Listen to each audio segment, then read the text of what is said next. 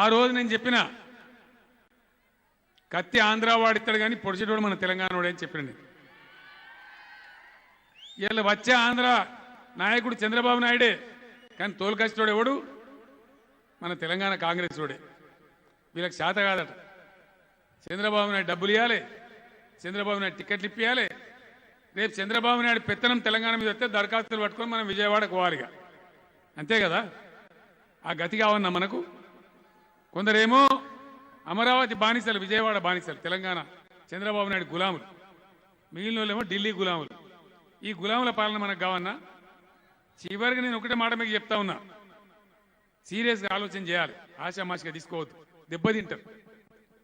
TRS ఓడిపోయిందనుకో నాకు వచ్చే నష్టం పెద్దగా లేదు. ఏముంటుంది, గెలిపితే పని చేస్తాం గట్టిగా, లేకపోతే ఇంటికి ఆడమంటే రెస్ట్ తీసుకుంటాం, ఎద్దు వ్యవసాయం ఎవరిని చేసుకుంటాం. కానీ నష్టపోయేది ఎవరు? తెలంగాణ రాష్ట్రం ప్రజలు.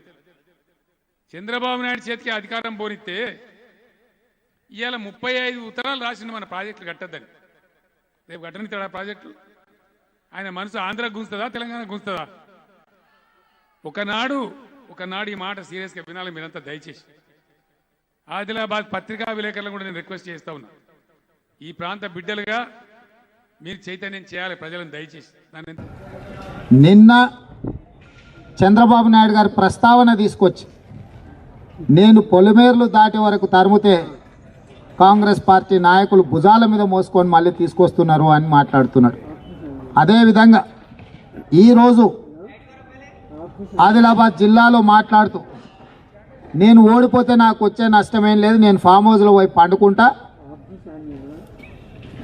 జరిగే నష్టం మీకే అని చెప్పి ప్రజల యొక్క భావోద్వేగాలను రెచ్చగొట్టి తన నిరాశ నిస్పృహలను పరోక్షంగా ముఖ్యమంత్రి గారు వ్యక్తపరుస్తున్నారు.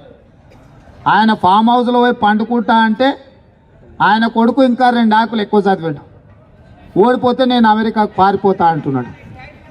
అంటే తండ్రి కొడుకులు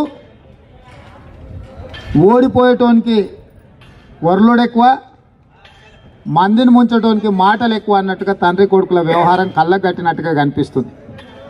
నేను అడుగుతున్న కేసీఆర్ను కేటీఆర్ను ఇద్దరిని, అంటే అధికారంలో ఉంటే ప్రాజెక్టుల రీడిజైనింగ్ పేరు మీద, వాటర్ గ్రిడ్ పేరు మీద, భూదందాల పేరు మీద రాష్ట్రాన్ని దోసుకొని వేల కోట్ల రూపాయలు సంపాదించుకొని టీవీ ఛానళ్ళు పెట్టుకొని పత్రికలు స్థాపించుకొని ఫామ్ హౌజులు కొనుక్కొని వేల కోట్ల రూపాయల వ్యాపారాలు చేసుకుంటారా?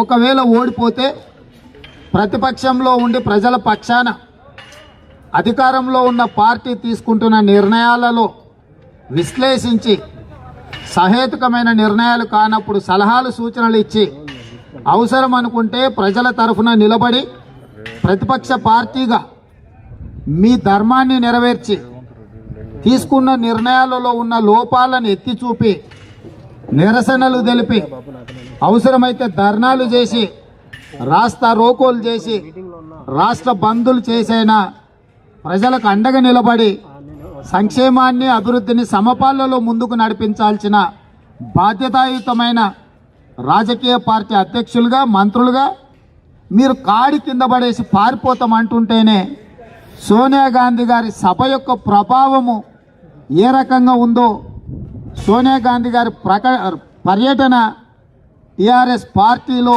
సృష్టిస్తున్న ప్రకంపనలను ఈరోజు తెలంగాణ సమాజం అంతా గమనిస్తుంది.